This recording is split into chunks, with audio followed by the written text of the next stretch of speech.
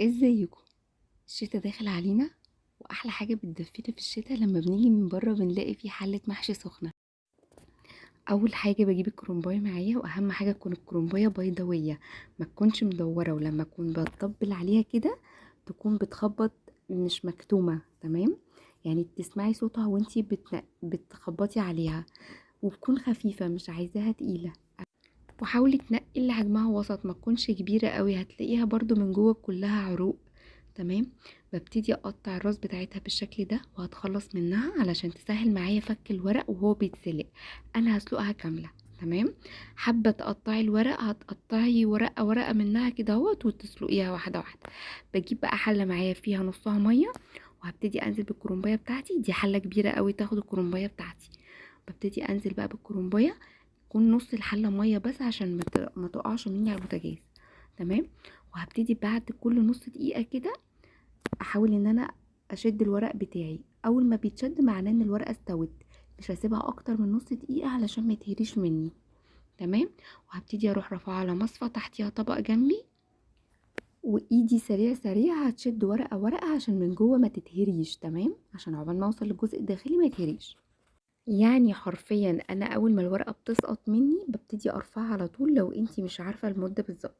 ولما تتصفى خالص من الميه بتاعتها ببتدي اجهز معايا ورقه ورقه، واروح تانيها بالشكل ده، واروح قطعاها. العرق هحتفظ بيه علشان هنحطه في ارضية الحلة اللي هنحشي فيها. وانا هوريكم طريقتين لتجهيز الورق. انا ممكن اقطع الورقة بالطول كده هوت، على قد حجم الصباع. ممكن اقطعها 2 أو 3 على حسب ما تجيب. ممكن احتفظ بالورقة سليمة. تمام؟ فانا دي طريقة انا هو بقطع بيها الورق، بس دي انا ما بفضلهاش برضو، لان دي هتاخد معايا وقت كتير ان انا اقطع ورقة ورقة واستنى الحجم المناسب. لا، ما انا ممكن انا هقطع العرق. تمام؟ بالشكل ده، واروح لفه الورقه بالشكل دوت معايا، وهحتفظ بيها سليمه زي ما هي، وهاخد على قدها حجم الصباع. تمام؟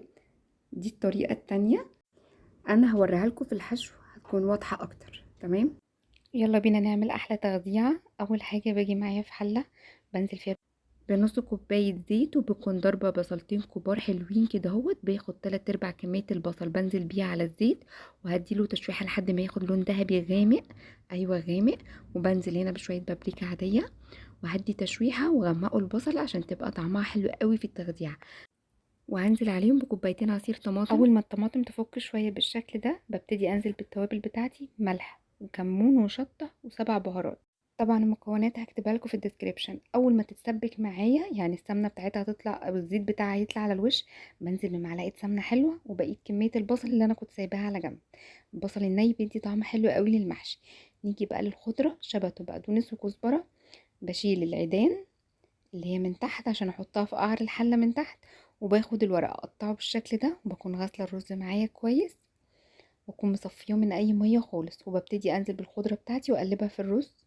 وهنتبل الرز زي نفس توابل الصلصة بالظبط، واقلبهم كويس، وهبتدي انزل عليهم بالصلصة لحد ما تبقى معايا متجانسة اللون، يعني لونها احمر حلو كده. تمام؟ وهبتدي احشي معايا ورق الكرنب. انا هنا حطيت في حلة حشو الكرنب العيدان او العروق بتاعة الكرنب، والعيدان بتاعة الخضرة حطيتها في حلة تانية كنت هحشي فيها بتنجان وكوسة وفلفل. بس لو العيدان كتير بحب احط على العروق دي حبة منها. هبتدي بقى اوريكم طريقة الحشو. ادي طريقة الحشو الاولى. تمام؟ هعمل معاكم صباع تاني. بصوا ده كده الورق اللي انا مقطعاه كامل. تمام؟ يعني الورقة بالطول، مش مقطعاه قطع صغيرة. خلاص، دي اسهل طريقة بالنسبة لي، ان انا ممكن اخد الورقة بالطول واحط عليها الرز قد ما انا عايزة، وبحاول ما اخليش الصباع سميك قوي ولا الرز كتير عشان احس بطعم الورق الكرنب. تمام؟ واقطع زي ما انا عايزة اهو، على قد حجم الصباع اللي انا عايزاه، وهكمل بباقي الورقة عادي، بدل ما اقعد اضيع وقت في تقطيع الورق. يعني بدل ما اقعد اقطع مقاس مقاس، طب ما انا ممكن اعمل بالورقة قد ما انا عايزة حجم الصباع وهقطع الباقي. تمام؟ دي الطريقة اسهل بالنسبة لي. حابة ان انتي تقطعي كله مرة واحدة وتحشي مرة واحدة براحتك. وهنا بعد ما خلصت حلة المحشي حطيت معاها قرنين فلفل رومي كده، حشيتهم عشان يدوا طعم حلو قوي للكرنب، بيدوله طعم حلو قوي في السوا. ومعاهم الوزة بتاعة الكرنباية، بحشيها شوية رز وبحطها على الوش. نيجي بقى نجهز الشوربة بتاعة اللي هنسقي بيها المحشي. انا حطيت كوبايه شوربه ونزلت عليها بملح وكمون وشطه، ومرضتش انزل بسبع بهارات تاني عشان كانت التغذيه معايا مظبوط حيقها قوي، فما حبيتش ازود البهارات عشان استمتع بطعم المحشي. تمام. وهننزل بقى دلوقتي بمعلقه سمنه بلدي حلوه كده.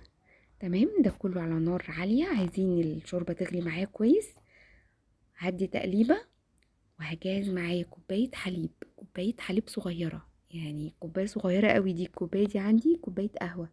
تمام. نزلت بيها على الشوربة، بتدي طعم فظيع لمحشي الكرنب. عايزة اقول لكم بتوديه في حتة تانية، بتخليه تحفة بجد. اول ما تغلي معايا بقى المكونات دي كلها، ببتدي انزل بالكرنب على نار متوسطة، وهبتدي اسقيه واحدة واحدة. تمام، يعني هنزل بنص الكمية دي، وهحاول ان انا ايه، اهز الحلة كده عشان الشوربة باللبن تنزل لتحت. تمام. انا بدوق طعم الشوربة، لو محتاجة ملح بديها. تمام. وهبتدي اخلي الشوربة تبقى قبل اخر صباع بالشكل ده، مش عايزة اكتر من كده عشان المحشي ما يعجنش مني. وعلى نار عالية، اول ما يعدي ربع ساعة بالظبط هتكون هي بتغلي كويس، هبتدي اوطي النار واسيبها تستوي براحتها. انا هنا بعد ما استوت، ما تقلقوش الريم دوت من اللبن بيبقى يا دوبك اول طبقة بس، لكن الباقي كله بيبقى زي الفل.